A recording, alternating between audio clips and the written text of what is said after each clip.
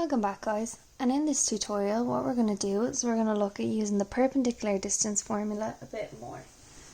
A reminder of what we were looking at in the last tutorial was using the perpendicular distance formula, which is on page 19 of our log tables, which shows us the distance between a point and a line.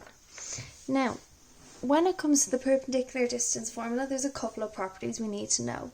We went through about parallel lines in the last tutorial, and in this tutorial what we're looking at is our rule about the side of the line that a point lies on. If a point lies on the same side of the line, then when we find the perpendicular distance formula, they should have the same sign, whether they're both plus or whether they're both negative. However, if they lie on opposite sides of the line, like we see in the diagram above, when we find the perpendicular distance, then one will be a positive and one will be a negative. They'll have opposite signs. So if they're on opposite sides of the line, they're going to have opposite sides. If they're on the same side of the line, they're going to have the same sign, whether it's positive or negative.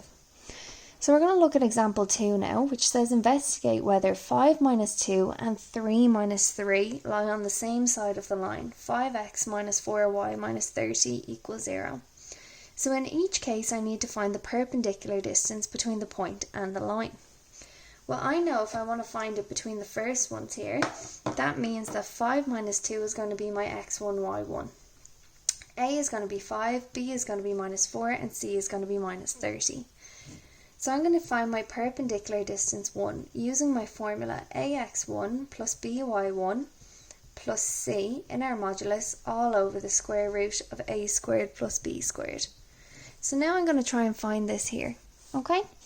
So let's sub in the numbers that we know. A is going to be 5 by 5, minus 4 by minus 2, minus 30, all over the square root of 5 squared plus minus 4 squared. So we have 5 by 5 is 25, plus 8 minus 30, all over the square root of 25 plus 16, which means now I'm going to have 25 and 8 is 33, take away 30 just leaves me with 3 on top, which is positive, all over the square root of 25 plus 16. 25 plus 16 is 41, and the square root of 41 is just going to stay as the square root of 41. So I can see here that my first distance is positive, okay? So now I'm going to try and find my second perpendicular distance. But this time I'm going to use 3 minus 3 as my x1, y1. So the formula is the same, so I'm going to have 5 by 3 minus 4 by minus 3 minus 30 all over the square root of 5 squared plus minus 4 squared. So this time now, guys, I have 5 by 3 gives me 15 plus 12 minus 30 all over the square root of 25 plus 16. So now I have 15 and 12 gives me 27, minus 30 gives me minus 3. All over the square root of 41. Now, even though it's a modulus, guys, what we're paying attention to is the signs. So this one's a plus and this one's a minus, which means they have opposite signs. So now, particularly because it said investigate, I know I need to finish my question with a conclusion. So I'd say, therefore, the perpendicular distance 1 is positive and the perpendicular distance 2 is negative, which means they lie on opposite sides of the line. They lie on opposite sides of the line. Okay? Of the line. And that's our conclusion to this question. So take a minute here, guys. We're going to pause this video and then we're going to look at example 3. Okay? Now, example 3 is slightly different again.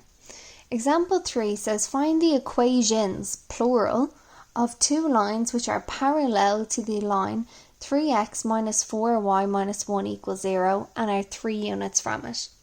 Well, that means we have the line that they give us. And a diagram, remember, always helps. Which is 3x minus 4y minus 1 is equal to 0. So we know this one. We know there's going to be two parallel lines because they've told me that. So probably one on this side and one on this side. Now, guys, something we looked at when we looked at the equation of a line is the equation of any line that is parallel is going to have the same a value, the same b value, but a different c value. So 3x minus 4y plus c equals 0 is the equation of any parallel line, which is the same up here. 3x minus 4y plus c is equal to 0. Now, just like we looked at our problem involving parallel lines in the last tutorial, the first thing I'm going to do is try and find a point on this line here, on the line in the middle, the line I know. And the easiest point to find is either the point across as the x or the y-axis. Oh, and sorry guys, I would also add into my diagram that the perpendicular distance in each direction is 3. Okay, perpendicular distance is equal to 3.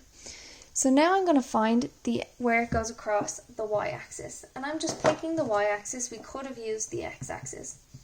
To find where it goes across the y-axis, we're going to let x equal to 0. So I'm going to take the equation of the line that I know, which is 3x minus 4y minus 1 is equal to 0.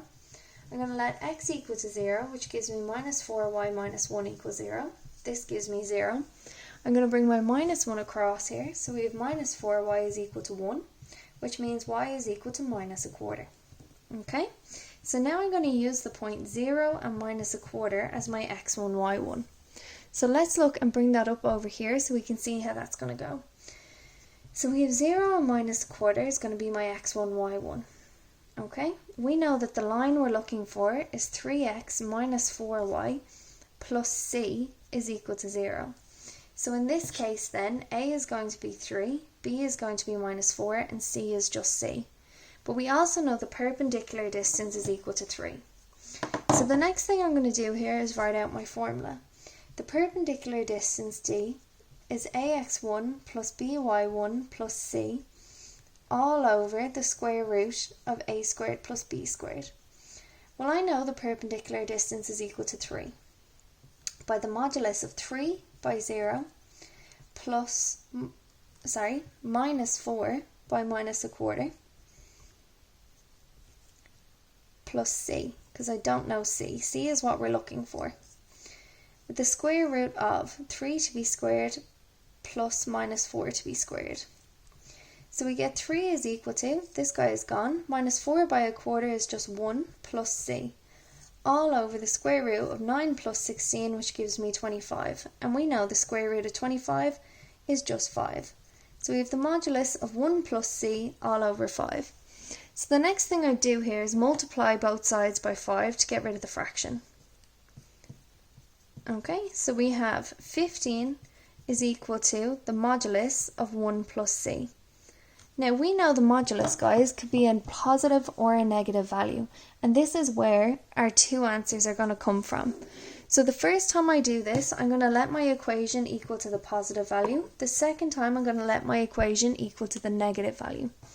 So the first one I have here is c plus 1 is equal to 15. So bring your 1 across, so c is equal to 14. Then we have c plus 1 is equal to negative 15. So when I bring my 1 across, c is equal to minus 16. Which means therefore my two parallel lines, that would be 3 units from the original line, is 3x minus 4y plus 14 equals 0, and 3x minus 4y minus 16 equals 0. Okay? Which brings me to the end of the question, as I have my answer now of my equation of my two parallel lines. So pause the video here, guys. Make sure we add example 3 into our notes copy, following it step by step. Go back over it, and then we're going to try a few problems. Alrighty? Thanks, guys. See you in the next one.